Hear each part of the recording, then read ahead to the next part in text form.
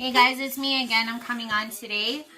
I wanted to talk about a subject that I find is got me, like I've been interacting with this a lot, so I'm going to talk about it.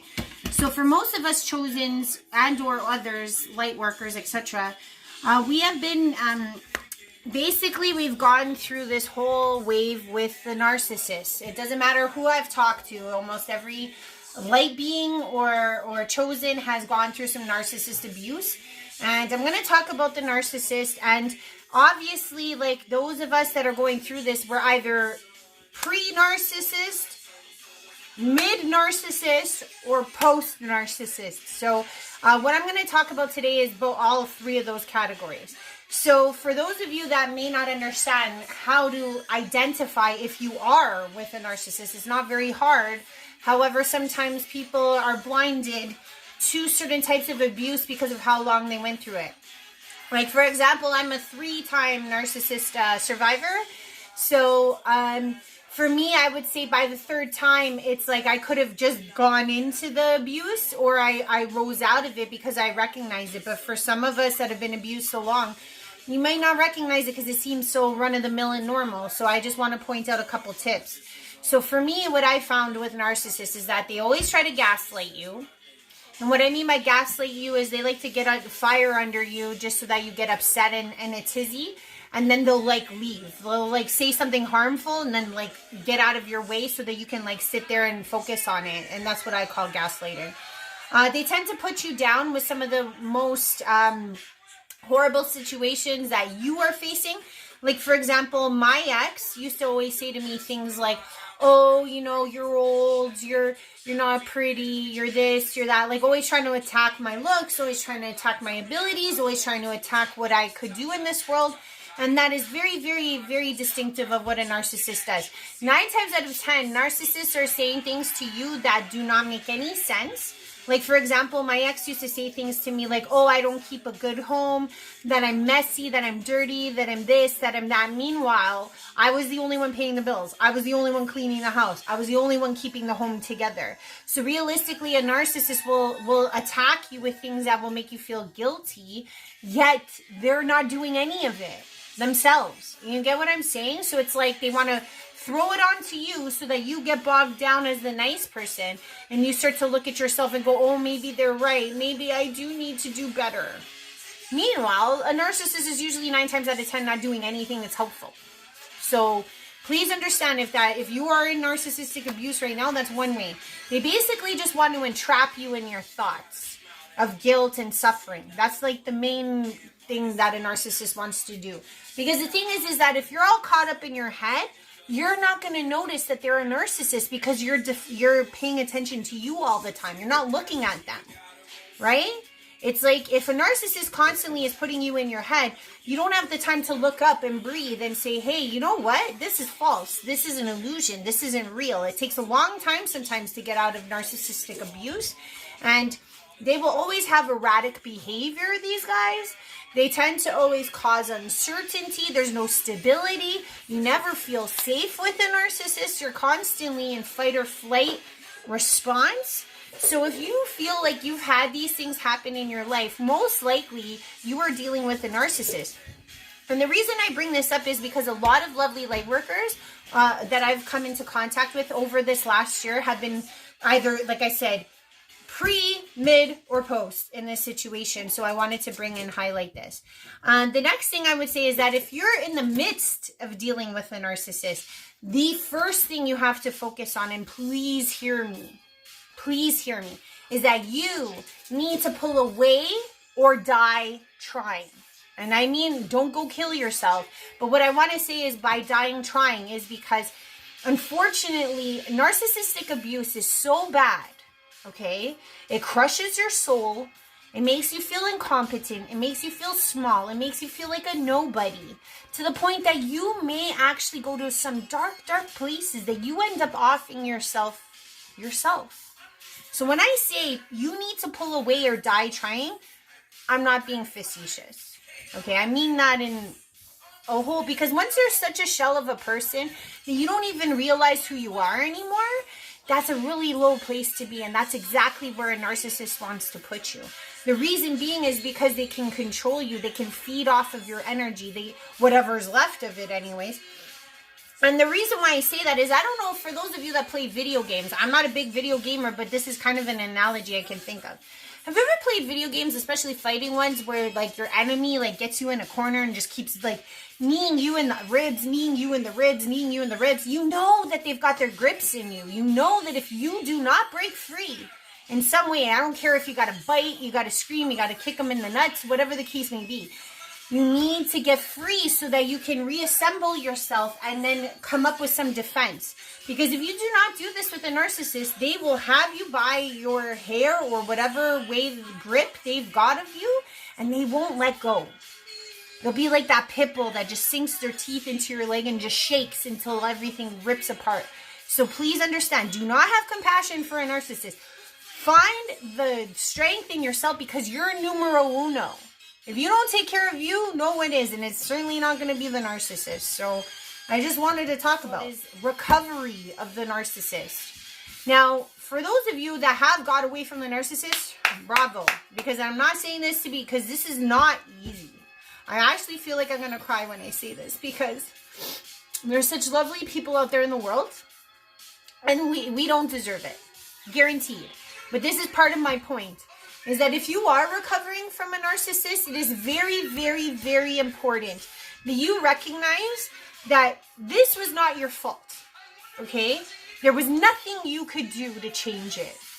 And the reason why I'm saying this is because after, in the post period of healing, a lot of us go to very, very, very dark places. We start to ask questions like, why did this happen to me? I'm a smart person. How could I not see this? How could have I allowed this to happen to me?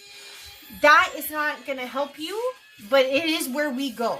We start to exhibit, we actually start to showcase to the world the same exhibitions of abuse that our previous narcissist did to us. And what I mean by this is, like, let's say, for example, it could be a child, it could be a parent, it could be a partner, okay, that did this to you. And when I say child, it does happen with children. You know, people are like, oh, it's taught. No, sociopaths are not taught to kill, yet they are born.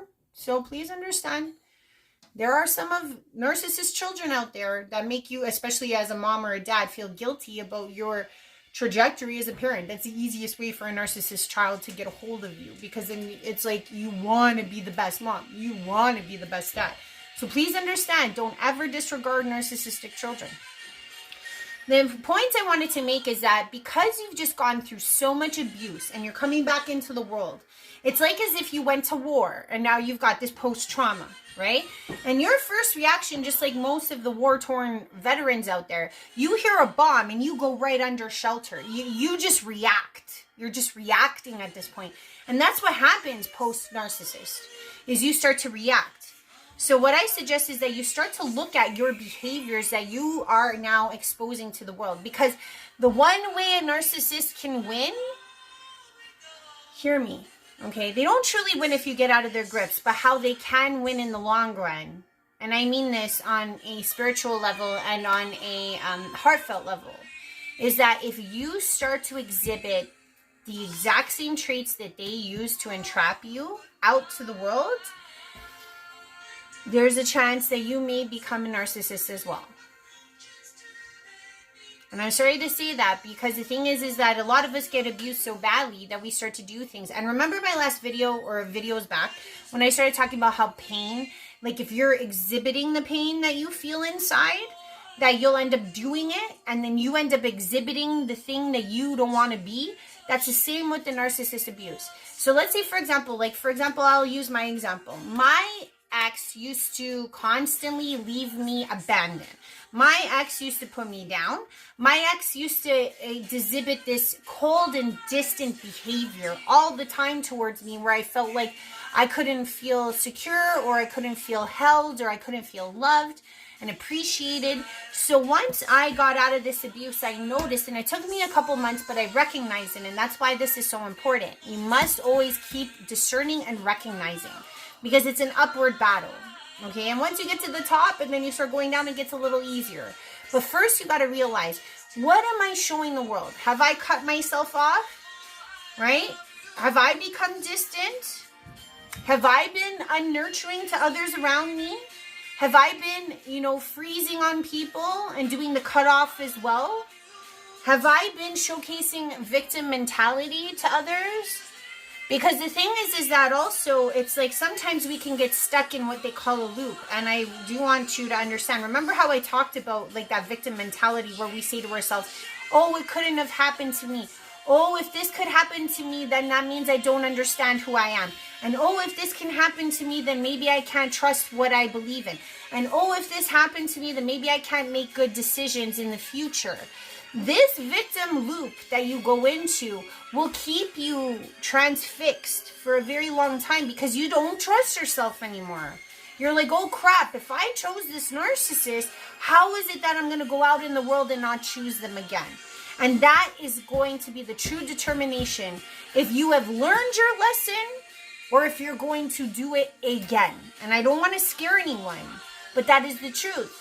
Like I said, whatever you resist persists. So let's say, for example, you got out of this abuse and you're still exhibiting behaviors that keep you closed in a ball, right? That keep you closed off. You're not solely showing who you are. You neglect others' feelings. You disconnect from other people and you start to wallow in pity. You, no offense, are basically showing that the narcissist has won. Okay? And I don't want to be mean or cruel or say that healing isn't worth it or everyone goes through their healing. Yes. But it's always our reaction to the abuse that matters. So, for example, with my ex, right? My ex told me that I was old. No one's going to love me. Who wants a mom with a kid? Who wants this? Who wants that? You know what? I could have listened to that, right?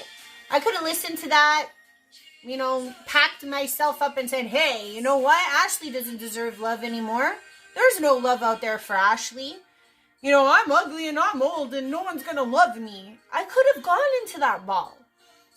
And I mean, like, realistically, a lot of us are in that ball right now, or we're about to be in that ball right now. And the truth is that after going through all this tremendous work, or you're in the midst of going through this tremendous work, or you're just about facing the fact that you are with a narcissist, it doesn't matter which stage you're at. It's not easy. Okay? Pre, mid, post, all stages, all steps, they are not easy. But the ultimate reality is that if you let this narcissist define who you are at the end of it all, then you end up letting them win. Because now you're adopting the exact same qualities and you're portraying them to the world. So let's say, for example, you haven't fully become a narcissist, but now you're exhibiting these behaviors that are not of your own. It's just from pain and suffering and healing and just sheer raw hurt. Okay? If that becomes your defined self, now you are exhibiting a lackluster personality. Now you are showing people that you're not the loving, caring, beautiful human being that you truly are, that you would have been had you not faced the abuse. Now, the thing is that I can't guarantee that you will ever get back to 100%. But I will tell you, as one who has suffered many, many times, I won't let these pricks win. Ever. And you want to know why? Because my heart is not closed. That was the whole lesson I was supposed to learn. And I'm sure for all of you light workers out there, please discern and figure out what the main lesson was for all of these narcissists or the narcissist that you faced. There's going to be an underlying thing that pops up. For me, it was to lock my heart. And right now, in this current energy that we're in, I don't care who you are, we are going through one of the biggest heart chakra openings that this human society has ever seen. So imagine this. Imagine hundreds of thousands, if not tens of thousands, if not millions, who knows, have faced this narcissist trial. And now we're all closed up. Our hearts are closed. They win. When this activation comes on, we've got to open up. We've got to say, I know better. I've gone through this lesson. I'm not going to make it again. And I'm sure as hell not going to close my heart off to all of those that need me, to all of those deserving, to all of those that could make me a better person. So please know that at the end of the day, if you truly want to win, if you truly want to get better, you need to find out what it was that they were trying to attempt. And what I mean is, like, for me, like I said with the 3, they all tried to close me down. They all tried to make me stop loving. And I didn't let it happen. They're not going to win. So for you, it could be a parent, it could be a kid. Like I said, if it's the kid, right? Let's say the kid's making you feel guilty about being a bad mom. It's an illusion. It's not real. Let's say you've now dealt with it, your child's in therapy, whatever the case may be, and now you're starting to reassess who you are as a mom. Now, if you start to climb up and get too timid and not go out to other mothers and maybe not reach out, or you're fearful because you think that your tactics, you're not going with your instincts anymore because of all the abuse you went through with your child, because you're like, oh, I don't know if what I'm doing is right or wrong, or I don't know how to be a mom anymore. I don't know if what I'm doing is great. Then you know what? Be proactive. Go take a course. Go get that reassurance that you need. Whatever you do, do not close down. Do not check out. If it's a parent and they try to make you think that you weren't worthy, that you weren't worth love, and then you turn around and you start cutting off people and not talking to people, and you don't get to exhibit and exude the beauty that you are, truly, what you could offer to this world with your heart open, please know that they win. So if you have it in your heart to be a fighter, if you have it in your heart to not let these pricks win, do your best to do what is hard. Do what's best to do what you thought you could never do again. And for me, that was open my heart up again to another person. But you better believe that this time around, I'm way more wiser. I know a lot more. And I bet you do too. And the thing is that in that trust, in that solace, in that understanding, we win. We win. And we will always win. So if you are somebody that is pre, mid, or post narcissist, and you want to know what you need to do whatever it is to get out of the funk that is the post narcissist. Because your beauty is what the world needs. Not theirs, yours. Don't let them win. Be the fighter you are inside. And we're going to get this together. And if you ever need help and you ever need to talk, I am here. So if you do like what I'm saying, please like, please share, please subscribe. We are in the era of the narcissist. They are going to get crushed. And we're going to continue opening up our heart chakras as it is needed in this time. Because I genuinely feel like the energies now are all about heart chakra activation. So it's imperative that we, as the abused, post-abused narcissist abuse, work on getting that heart open and ready for this time. Thanks, guys. Love you lots. Bye-bye.